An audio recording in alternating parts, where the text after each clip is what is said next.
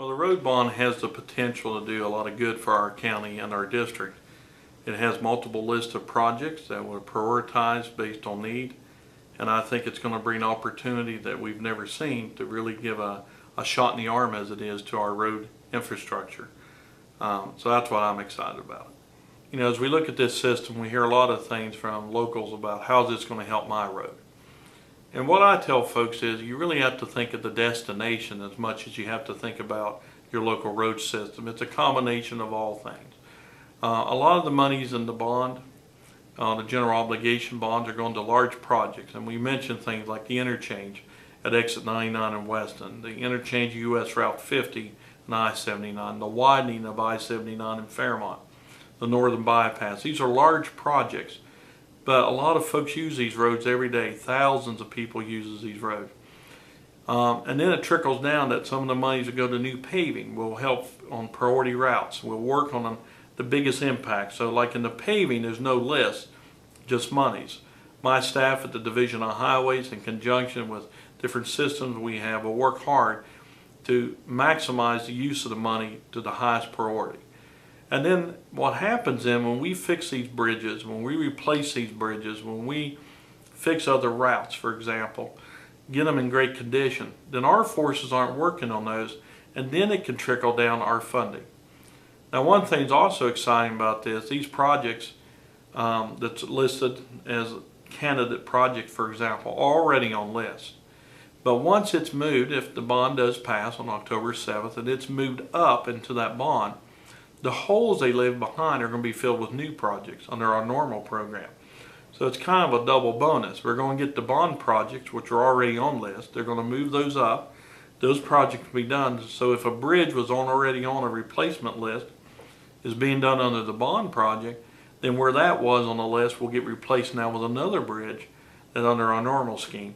So we're pretty excited about that. Not only do we get a lot of projects that are already on list done, and then those voids that are left, once it's moved north, so to speak, into the bonds, those get filled with new projects.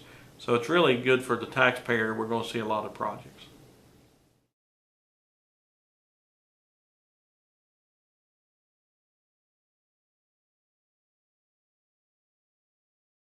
Well, in Mon County, we're getting the potential of about $273 million in different projects at different ways. Some's from the monies we've already gotten, some's from Garvey bonds, and some's from the bond projects.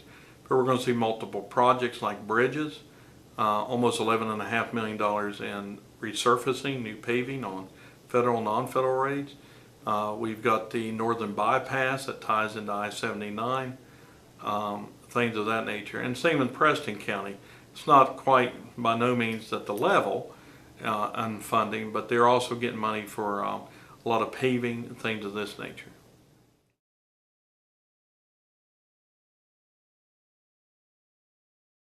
Well, one thing I've appreciated about this is a very transparent process. In Montague County, most of the projects, or 5 of the top projects, came out of the MPO report as Tier 1 projects that was already vetted. In other words, went through policy and procedures and went through different committees reviewing them. So those are projects like the Greenback Road, for example, Mile Ground, things of this nature. A lot of the bridges were on lists already. All the projects that we have chosen, for the most part, other than the paving projects, were already on list established based on priority. So that's the exciting part. We're taking projects that were already on list, that was already anticipated to be worked on over the normal schedule, and being able to accelerate these into the bond to get that work done now.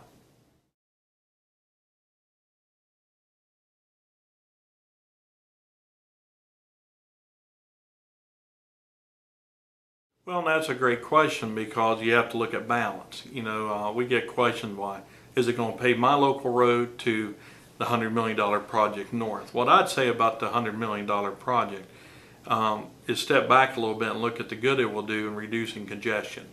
Morgantown in particular is growing at a pace we've never seen. It's almost exponential. There's no unemployment here, or very low unemployment.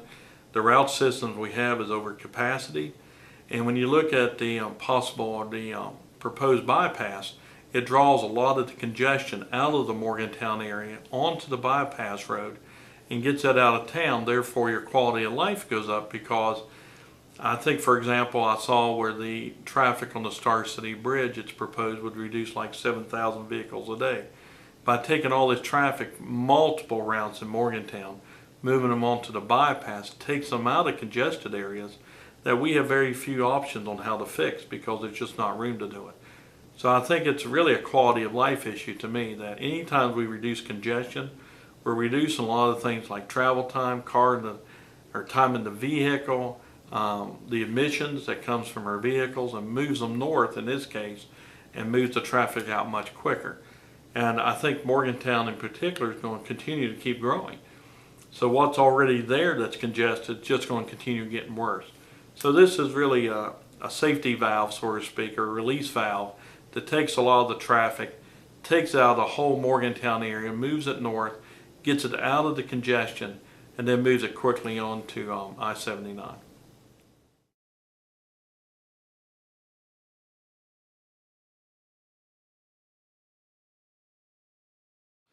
Well, that's a great question too, because it's very transparent.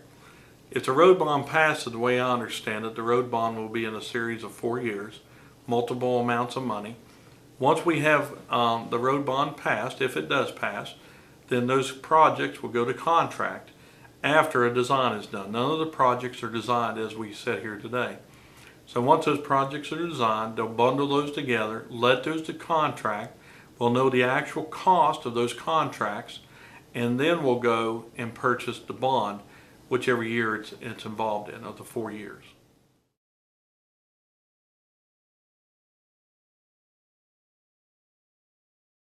So this is going to be developed off of 3 main points, or revenue generators. The first is registration fees.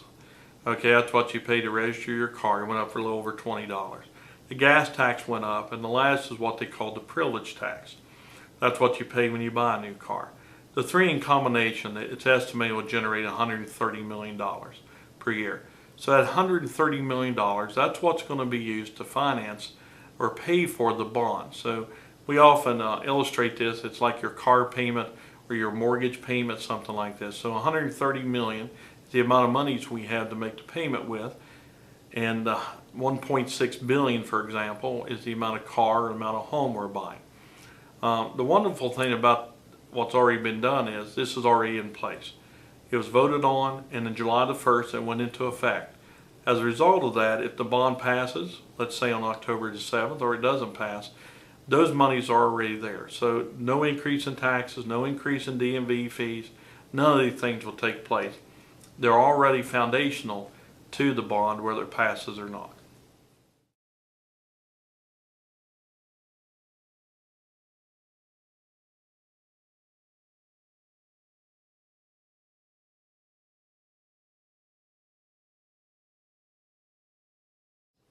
Well, it's my understanding that constitutionally, the bond had to be voted on. And secondly, the $130 million is a commitment that is already put forth that the bond companies had to have in order to be able to sell the bonds.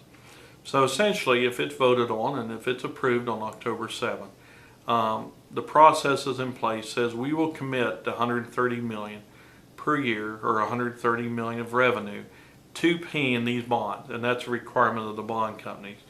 So irrespective of what the future holds, the commitment's there to pay the $130 million.